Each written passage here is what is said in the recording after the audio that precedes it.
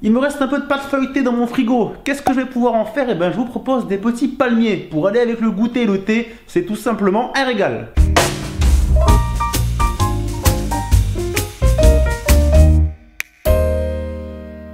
Les apprentis chefs, bonjour, j'espère que vous allez bien et comme d'habitude que vous avez très faim. Voilà ce qu'il me reste de pâte feuilletée. C'est pas énorme, mais ça va suffire pour la recette d'aujourd'hui. On est en confinement, on utilise vraiment tout, zéro gaspille, on ne gâche rien. Cette pâte feuilletée, je vais juste avoir besoin de sucre. Je vais prendre de la cassonade, mais on pourrait très bien le faire avec du sucre traditionnel. Un four et on va vraiment se régaler. Vous allez voir, c'est tout simple à faire et c'est assez ludique et marrant en période de confinement. Je pense que ça peut vous occuper. Et pour faire une pâte feuilletée, n'ayez pas peur, hein. Rien de plus simple, vous avez sur la chaîne, je vous l'avais en description, la recette pour faire une pâte feuilletée en 5 minutes qui convient très bien pour cette recette. J'étale la pâte feuilletée, le but ça va être d'en faire un rectangle.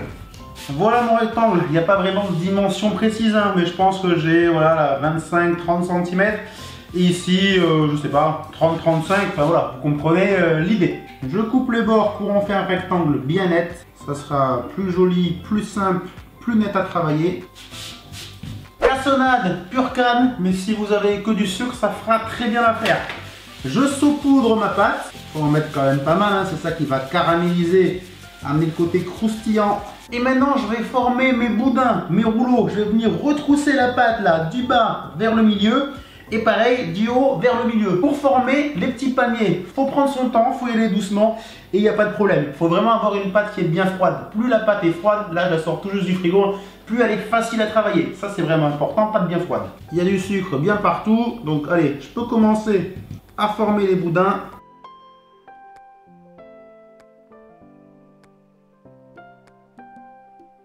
Voilà pour le boudin du bas. On va faire pareil avec le haut.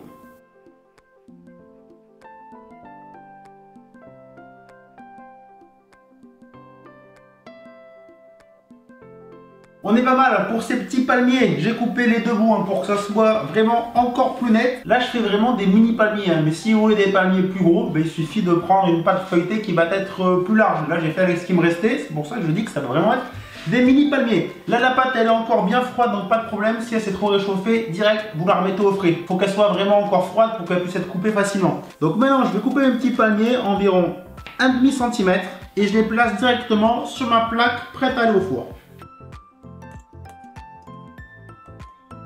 Je termine.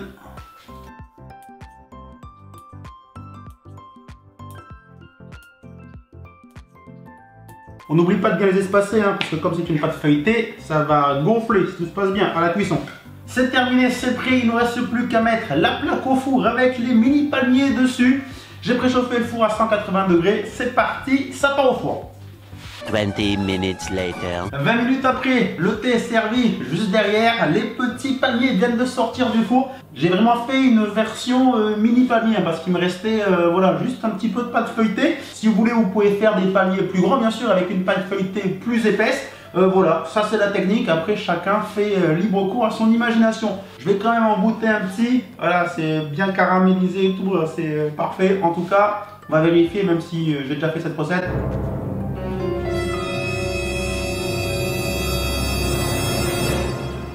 Il n'y a pas photo, c'est super bon.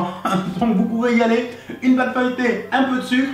Si vous avez de quoi faire, faites la pâte feuilletée maison, ce sera encore plus simple. Et là, vous allez vraiment vous régaler pour le goûter, ça c'est sûr. N'oubliez pas le pouce bleu si ce n'est pas encore fait. Je compte sur vous. Abonnez-vous à la chaîne YouTube si ce n'est pas déjà fait. Et puis on donne rendez-vous comme d'habitude en confinement avec une nouvelle vidéo. Ciao tout le monde, bye bye.